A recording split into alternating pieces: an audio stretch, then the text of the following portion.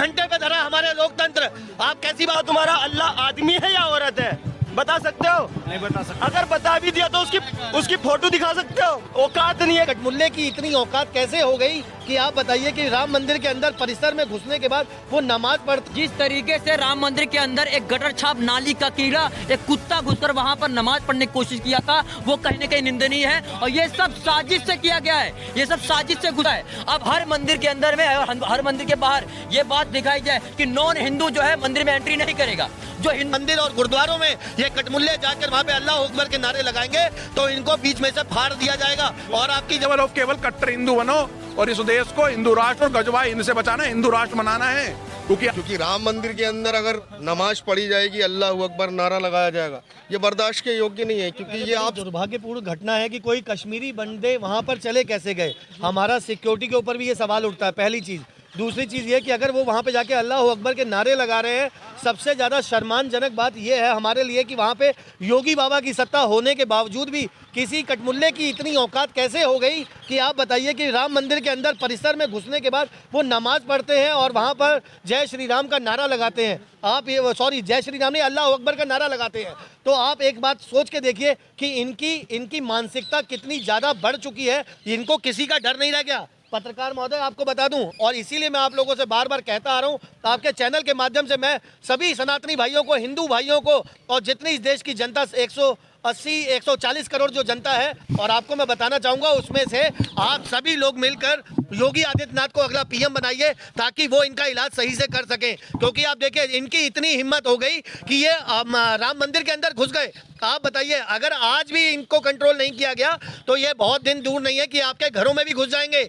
इसीलिए आपके चैनल के माध्यम से मैं बताना चाहूँगा कि इनका इलाज करना बहुत ज़रूरी है। ये वो कटमुल्ले हैं जिन्होंने जाके लाल किले पे फट जाते हैं, कभी पार्लियामेंट में आके बम धमाके करते हैं, कभी ताज होटल पे जाके अटैक करते हैं। इनका कोई दीन ईमान नहीं है। और जो कहते हैं कि जो भाईचारा निभा रहे हैं, भाईचारा निभाने की बातें कर रहे हैं, तो आपको बता दूं हम उनके लिए सिर्फ चारा हैं, कोई भाईचारा नहीं है, कोई भाईचारा नहीं है। आप लोग जाग जाओ। आप लोग अगर आज भी ना जागे तो वो दिन दूर नहीं है कि आप लोगों के घर के अंदर घुसकर जो आपने देखा होगा, जो हमारे को इतिहास में पढ़ाया गया था, हम लोगों को मुगल शासक और वजीर खान और अपना जहांगीर, बाबर, हुमायूं, ये सब हमें किताबों में पढ़ाया गया। पत्रकार महोदय, मैं आपसे पूछना चाहूँगा, या ये भाई खड़े हुए इनसे पूछना चाहूँगा, कभी आपने गुरु तेग बहादुर की कहानियाँ पढ़ी? कभी आपने गुरु गोविंद सिंह जी महाराज की कहानियां? क्यों? क्योंकि कांग्रेस कभी चाहती ही नहीं थी। आपको बता दूं ये कांग्रेस का एक प्रोपेगेंडा था जो उन्होंने दिखाया। आप देखिए भाईचारे के चक्कर में हमने पाकिस्तान दे दिया, बांग्लादेश दे दिया, म्यांमार दे दिया, बर्मा दे दिया, भूटान दे दिया, आधा चाइना दे दिया और उसके बाद नेपाल दे दिया। कितना भाईचारा निभाएंगे और कब तक निभाएंगे? कब तक निभाएंगे? क्या हम अपने घर की बहन बेटियां बहुएं भी दे दें क्या इनको? इनका चारा बना दे? अगर आज भी हिंदुस्तान और सनातनी नहीं जागा तो हमारे लिए बहुत शर्म की बात है, अपमानजनक बात है कि वो अयोध्या के अंदर घुस के नमाज पढ़ रहे हैं और अल्लाह अकबर के नारे लगा रहे कुत्ते के पिल्ले। सुनिए, जिस तरीके से राम मंदिर के अंदर एक गटर छाप नाली का कीड़ा, एक कुत्ता घुसकर वहां पर नमाज पढ़ने की कोशिश किया था, वो कहीं न कहीं निंदनीय है। और ये सब साजिश से किया गया है, ये सब साजिश से घुसा गया है। हमारे प्रभु श्री राम जी का घर अयोध्या के अंदर में इन लोगों के आंखों में, नजरों में चढ़ा हुआ है कि एक राम मंदिर को देख नहीं पा रहे, जबकि पता है कि बाबर ने उसको तोड़ा था पहले, उसके बाद वहां पर जो है वहां पे बाबरी मस्जिद बनाई गई थी। फिर भी ये लोग जाके वहां पर जो है जबरदस्ती कुत्ते वाला काम कर रहे हैं, वहां पे जाके जो है नमाज पढ़ने काम कर रहे हैं। इन पर जो है कड़ी शासन लगाया जाए, इन पे एनएसए लगाया जाए, क्योंकि ये लोग माहौल खराब करना चाहते हैं। अगर आप बताइए जिस तरीके से वहां पर घुस के वो नमाज पढ़ने की कोशिश कर रहा, वहां पर जितने हिंदू तो अगर उसको मार देते तो क्या करते? क्योंकि देश का है जी, राम को मारे, राम को मारे तो जय श्री राम बोले, जय श्री राम बोले। अगर हम में से कोई जाके मस्जिद के अंदर हनुमान चालीसा पढ़े तो कैसा लगेगा? अच्छा लगेगा क्या? सबसे बड़ा सवाल, टोपी गई अंदर कैसे? वही तो बात है ना, ये सब छुप छुपा के जाते हैं लोग, कहीं ना कहीं छुप छुपा के गए। इस देश में लोकतंत्र की बात करते हो और संविधान की बात करते हो, अगर आप अपनी इच्छा शक्ति बता रहे हो कि मुझे जाना है राम जी के दर्शन करने, तो आपको पुलिस मना कर देगी क्या?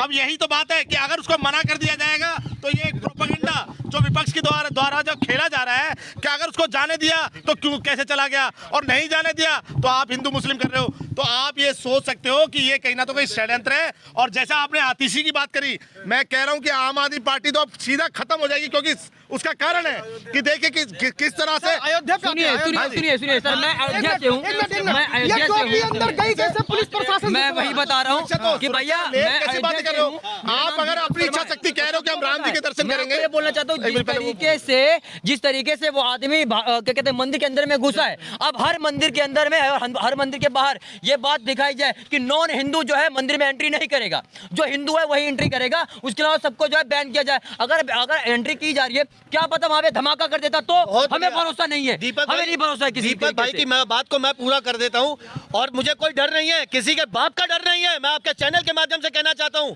आप सब लोग सुन लीजिए, कोई भी कटमुल्ला अगर हमारे मंदिर और मस्जिद और गुरुद्वारों के अंदर प्रवेश करेगा तो मैं उसके खिलाफ आंदोलन करूंगा और जो सख्त से सख्त कार्रवाई होगी। हमारे भाइयों, सनातनी भाइयों की तरफ आप कैमरा महोदय एक बार दिखाइएगा, ये सब वो सनातनी भाई है जो अगर मंदिर और गुरुद्वारों में ये कटमुल्ले जाकर वहां पे अल्लाह अकबर के नारे लगाएंगे तो इनको बीच में से फाड़ दिया जाएगा। और आपकी अरे लोकतंत्र घंटे पे धरा हमारे लोकतंत्र। आप कैसी बात कर रहे हैं लोकतंत्र की? ये साले जाके लाल किले पे फट रहे हैं और पार्लियामेंट में हमले कर रहे हैं और ताज होटल पे हमले कर रहे हैं। हम लोकतंत्र की बात करेंगे? हम वो सनातनी है जो आज की बात करते हैं, हिंदुत्व की बात करते हैं। ये सब हमारे भाई खड़े हुए हैं जिनकी हम बात कर रहे हैं। ये वो भाई है जो अपनी जान दे सकते हैं इस देश के लिए, भगत सिंह, चंद्रशेखर आजाद की तरह। लेकिन आपको जागने की बहुत जरूरत है। अगर आप लोगों ने भाईचारा, मैंने क्या बोला, भाईचारे की बात मत करिए। वही लोकतंत्र है। किस पत्रकार ने बोली लोकतंत्र बोला? मित्र साहब सुन लो जी, लोकतंत्र जब कहाँ चले जाता है जब 35 टुकड़े हो जाते हैं। पीलागढ़ी में 3.5 साल की बच्ची का बलात्कार हो गया, आज भी रात को नींद में बच्ची की शिकल आती है। धोच के अंदर 3 साल की बच्ची का मुसलमान ने बलात्कार कर दिया, कहाँ गया लोकतंत्र? आप बताओ ना। ये पढ़े लिखे से लेकर और पिंचर छाप तक ये सब फटने के लिए तैयार है, एक ही किताब से तैयार है। चाहे वो गली में रहते हो, मार्केट में रहते हो, मंडी में रहते हो, मोहल्ले में रहते हो, कंपनियों में काम कर रहे हो। ये तो कहते हैं जो सच्चा मुसलमान है वो ऐसा काम नहीं करता। तो सच्चा मुसलमान एक सेकंड भाई, सच्चा मुसलमान का कच्चा सुखाने चले जाता है। जब ये बम फाड़ के इनके मुसलमान पड़ जाते हैं तो सच्चा मुसलमान आकर कंधे से कंधा मिलाकर साथ में खड़े होकर के क्यों नहीं बोलता? सर, राम मंदिर में अल्लाह अकबर के नारे लग चुके हैं। हाँ जी, अभी आपने देखा, उस पे आप क्या कहना चाहेंगे? भाई साहब मैं यही कहना चाहूंगा जो भाई साहब ने बोला। जी, अगर हम अगर बगल में होते और हमारे सामने होता तो फाड़ करके 2 कर देते। कैसा लगा देगा अल्लाह ने? कैसा लगा देगा? अयोध्या पुलिस पे आप क्या कहना चाहते हैं? भाई साहब मैं कहूंगा उत्तर प्रदेश सरकार या तो उस पे एनए से लगाए, ये साले को ना हमारे हिंदुओं के हाथ में दे, क्योंकि ये राम मंदिर है, ये बलात्कारियों का मंदिर नहीं है। उनके वाले साले अपनी बच्चियों को और बेटियों को नहीं छोड़ते, वो बलात्कारी हैं। और बलात्कारी का नाम हमारे मंदिर में ना लिया जाए, ना ही किसी गुरुद्वारे में लिया जाए। मैं तो कह रहा हूँ चर्च में भी ना लिया जाए, लेना तो अपनी मस्जिदों में लो। क्योंकि आज भी मस्जिद में जाता है। कौन सा सेकुलर हिंदू? भाई साहब वो सेकुलर हिंदू नहीं है, गधा हिंदू बोलो उनको। सेकुलर हिंदू लोगों को लगता है कोई मिठाई का नाम है। ये साले गधे हिंदू हैं जो समझ नहीं पा रहे। जो सेकुलरिज्म के चक्कर में बांग्लादेश वाले हिंदुओं की कहानियां पढ़वाओ, कॉपियां बांटो उन्होंने कश्मीर वाले हिंदुओं की, बंगाल वाले हिंदुओं की, कर्नाटक केरल वाले हिंदुओं की। अब दिल्ली के अंदर जितने भी सेकुलर हिंदू गधो सुनो, तुम लोग ना करावल नगर, शास्त्री पार्क, मौजपुर, मुस्तफाबाद जिन हिंदुओं के घरों में पर्चे लगे हुए हैं, उनकी दुख और उनकी पीड़िया की जब कॉपी लॉन्च होगी ना, किताब लॉन्च होगी तो उनको पढ़ो तुम, तो सेकुलर हिंदू गधा हिंदू नजर आएगा तुम्हें। भाई साहब केवल कट्टर हिंदू बनो और इस देश को हिंदू राष्ट्र और गजवा हिंद से बचाना, हिंदू राष्ट्र बनाना है। क्योंकि आज ये लोग भी कह रहे हैं कि हम 47 तक पता नहीं कौन सा 47, अभी 47 तो छोड़ो, तुम्हारी 42 में हम लोग रगड़ के रख देंगे। जय श्री राम, जय गौ माता, भारत माता की। देखना चाहिए कि राम मंदिर को लगातार थ्रेट्स दी जा रही हैं तोड़ दिए जाने की। क्या ये थ्रेट्स का ही हिस्सा है? क्या ये सोची समझी साजिश है देश के अंदर बड़ा माहौल बिगाड़ने की? क्योंकि राम मंदिर के अंदर अगर नमाज पढ़ी जाएगी, अल्लाह अकबर नारा लगाया जाएगा, ये बर्दाश्त के योग्य नहीं है। क्योंकि ये आप 100 करोड़ 125 करोड़ लोगों की जन भावनाओं के साथ खिलवाड़ कर रहे हो। और यही कृत अगर किसी हिंदू के द्वारा किसी मस्जिद में अगर कर दिया जाता तो आपको लग रहा है कि इतनी शांति से वो व्यक्ति जो आज अयोध्या के अंदर अरेस्ट हुआ है वो छोड़ दिया गया सर, ये होता? तो सर तन के जुदा नारा लगा देते ना। सर तन से जुदा का नारा तो ये अपने बाप के लिए भी लगाने को तैयार घूम रहे हैं।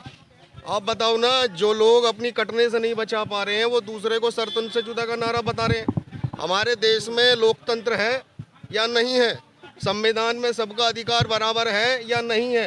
क्योंकि एक तरफ अगर हिंदुओं को सेकुलर बनाकर मरने के लिए, मरवाने के लिए सरकारें छोड़ दे रही है 2म दर्जे के कानून के आधार पे, तो ये तो गलत हो रहा है ना हिंदुओं के साथ में। ये होना ही नहीं चाहिए।